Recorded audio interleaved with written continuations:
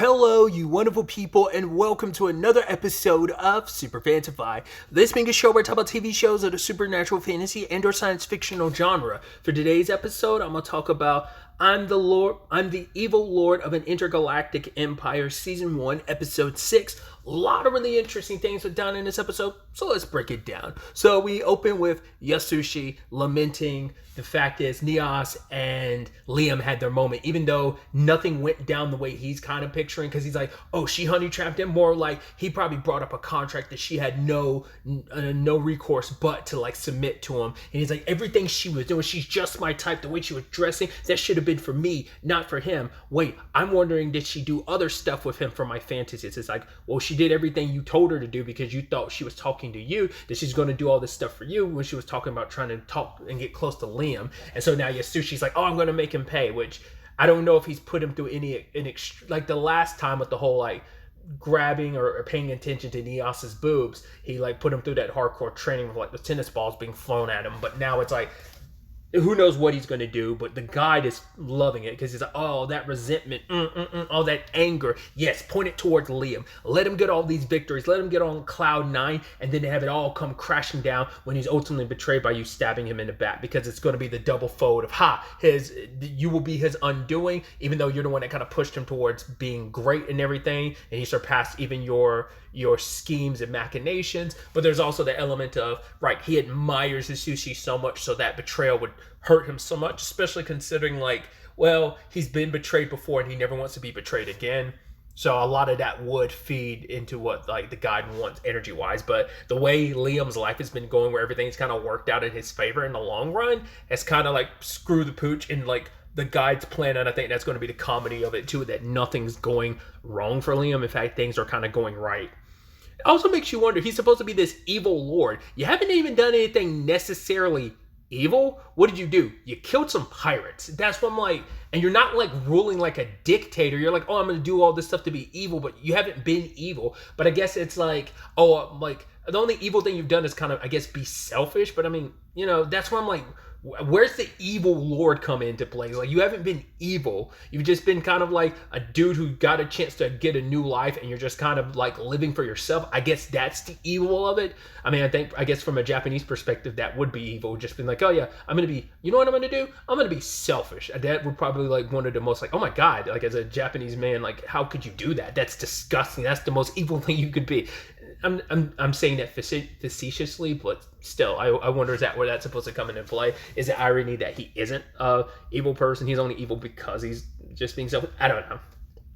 Hey, I might be putting my foot in my mouth because it's like, oh, we haven't got to the part in the story where he gets truly, truly evil. So we'll see.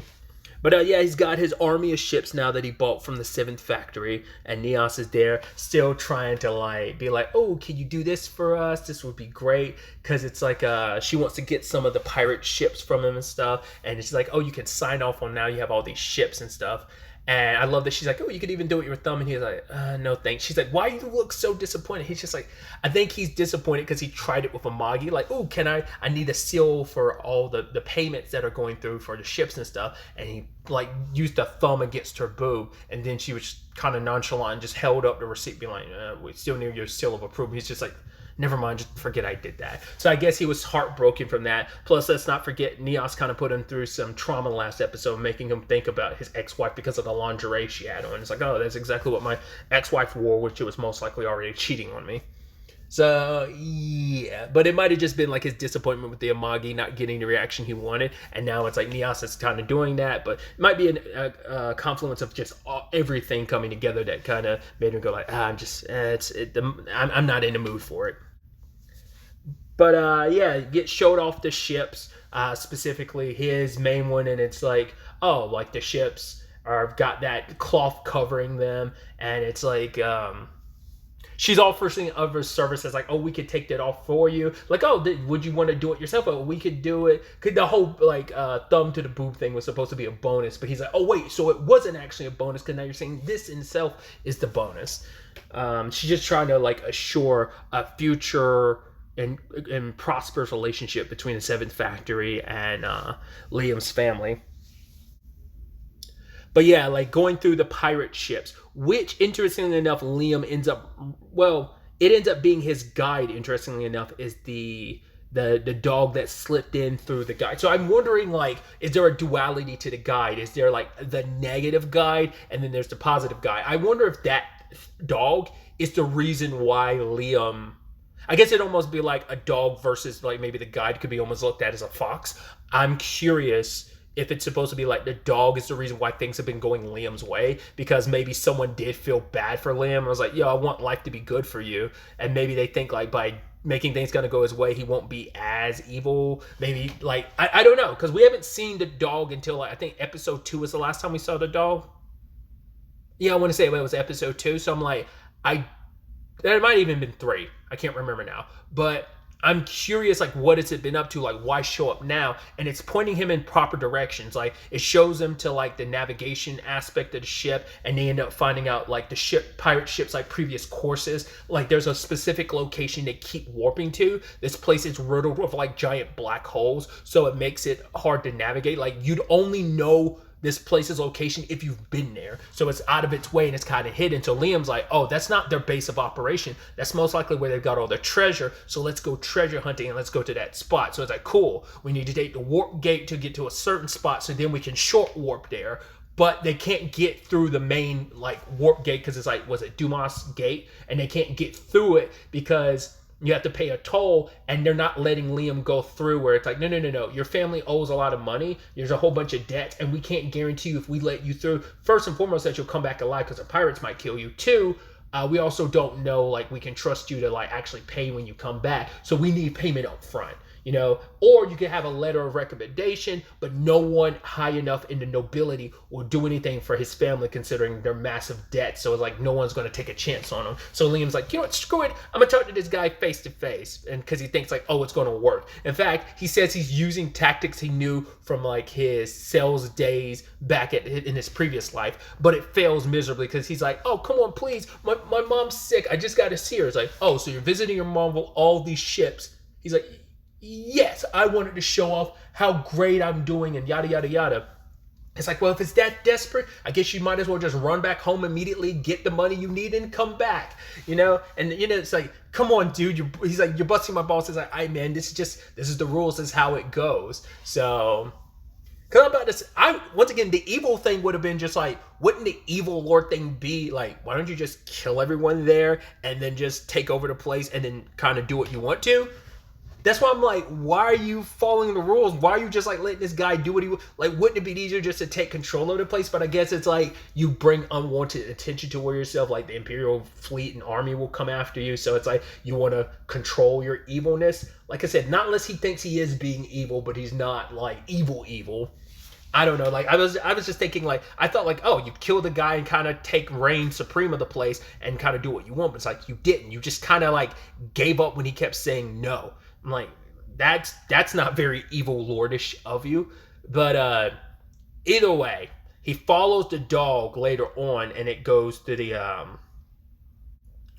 control room because stepping back, the pirates are making their way towards Liam because he found out, wait, you guys got beat up by some some royal family, like noble family that's kind of bottom of the barrel because they've lost a lot of their standing. All right, cool, bet.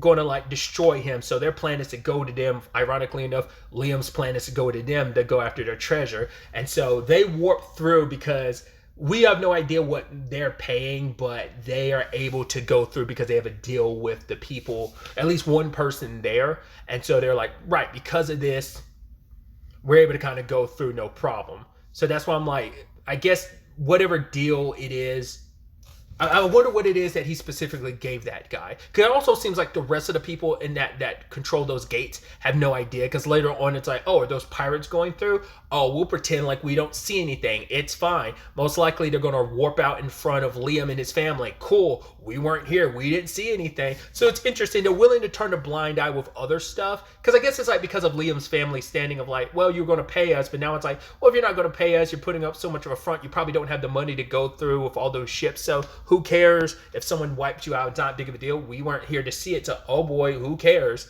So that's why I'm like, why not just let Liam then through, like you're corrupt enough? But I guess it's like, even if you are corrupt, you're still getting something out of it. Once again, I don't know if it's that one dude. It seems like it, because that guy was like, oh, does anyone know what this is all about? And other people are like, no, we don't. But he was the one to be like, oh, well, let him through. We'll pretend like we don't see anything. But Liam, because of following the dog, he ends up stumbling across the control room. He's like, oh, obviously, like, you know, that guy's, he's a tsundere. Like, he tried to put on a front like, oh, he has an issue with me. But like, no, he ends up being cool. In fact, he got everyone out of the room so that no one would be, everyone could be quote unquote unaware of what I'm doing. I'm like, to be fair, you're partially right, but not in the full extent that you think you are. And so he changes the warp, because they're supposed to go from like their gate to Dumas gate to be right in front of where Liam and them are. So Liam shifts things around. He even says like, oh man, there's a warp. Part of the warp is kind of interrupted and it goes towards the Imperial fleet, and he thinks it's some residual left over from when Neos like dropped off the ships. And so they go through the warp, and I thought they were going to collide with each other during the warp drive, but it seemed like they got sent on separate paths. So the pirates ended up jumping out, and they find themselves in front of the entire Imperial fleet. So I guess they have to make an immediate retreat, or I don't know what that's going to do. But then Liam and his people make it through, and it's like, cool, let's attack their little stronghold. Immediately wiped out all their ships. Obviously, Liam doing his thing. In fact, the new and improved rocket punch was used. So it's not the nuke explosion that it was previously. Now it is a whole bunch of fists that do seem to retract.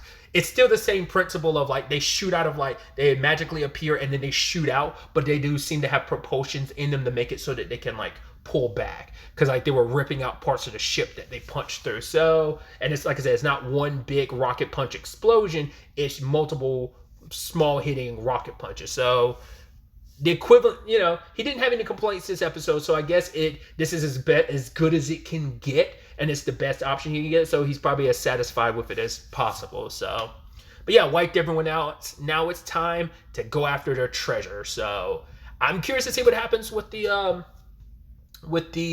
pirates, especially because like the next episode is called like the Princess Night, so we're getting back to Christiana. So I'm wondering, like I said, are they going to make a retreat, and when they come back to this area, that's where Liam's going to be waiting, or how is that all going to play out? Like I said, are we going to find out that was Christiana who was a victim of him, or is it going to be like, no, that was someone else who just happened to have the same eyes and it was meant to like freak you out? But like I said, how she's in the beginning of the first episode looking totally fine versus like if that was her, like how did they reverse that? We'll ultimately have to wait to see, but I'm interested to see what happens when this collide happens between the pirates and whatnot. I'm also curious to see how the pirates feel about the warp guys, who handle the warp gates, when they come back and find out, wait, what happened? Like, there's got to be records of like things shifting around and things not going the way they thought they did. I'm curious how they're going to react to like, oh, Liam's not only still alive and fine, he actually went through the gate. Now those pirates ended up at the Imperial fleet, so that's probably going to end up looking bad on you guys, especially because you guys decided to walk away from and try to not see everything, so that backfired. I mean, once again, Liam's got the luck of the devil, but he's definitely got someone watching out for him. Like I said, I believe it's that dog, and I'm just curious, like, what the reasoning is behind that. Like, why did it show up when it did, following the guide, so that it can ultimately be here with Liam to help him out. I'm just curious, like I said, is it supposed to be an entity that's the opposite of the guide, where he's all dark and feeds off negative? This thing feeds off positive, so it wants things to go Liam's way? Or is it battling the guide, and the best way to battle the guide is to diffuse all his plans and machinations of like, oh, like, I'm going to latch onto this guy? Or, like I said, do you feel sympathy because he was a decent enough human being in his previous life, got the raw end of the deal, and you want to make sure that what the guide is trying to do to screw him over, it's like, no, he deserves a second. Like, is that going to be like some goddess or god that's supporting him? A lot of speculation on my part. Like I said, we'll ultimately have to wait to see where that goes and what gets revealed about that. But really, that's all I want to talk about. So the next time we meet, be happy, be safe, live life to the fullest, and enjoy it. Good day and goodbye.